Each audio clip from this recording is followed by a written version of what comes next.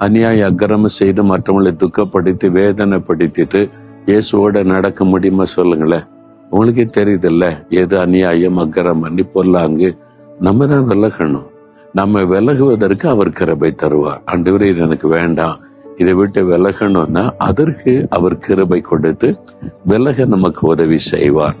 இப்ப தெரியுதா, உங்க வாழ்க்கையிலேயே ஆசீர்வாதம் நிலைக்க மாட்டேங்குது, ஏன் சந்தோஷ சமாதானம் நிறைவா இல்லை? அப்பப்போ ஆண்டவர் பேசுகிறார், அப்பப்போ ஒரு சந்தோஷம் வருது, நிரந்தரமா நிலையான சந்தோஷம் இல்லைல்ல. காரணம் என்ன? பொருளாங்கான ஏதோ காரியம் உங்க வாழ்க்கையில இருக்குது இல்ல. உங்களுடைய பேச்சில, செய்கையில, பார்வையில, நடக்கையில பொருளாங்கு தப்புன்னு தெரியுது இல்ல. அதுக்கு விலகுவதற்கு ஒப்பு கொடுங்க. ஆண்டவரே எனக்கு கிருபை தாங்க, உதவி செய்யணும் கேளுங்க, அவர் கிருபை தருவார். அப்போ பொல்லாங்காய் தோன்றுகிற எல்லாவற்றையும் விட்டு நம்ம விலகிறணும். சரியா?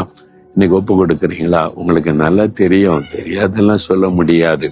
இது தப்புதான், பொல்லாங்குதான் நீ தெரியும், எனக்கு உதவி செய்யுங்க, இதுல இருந்து நான் விலகணும்னு சொல்லுங்க. இயேசு உதவி செய்வார்.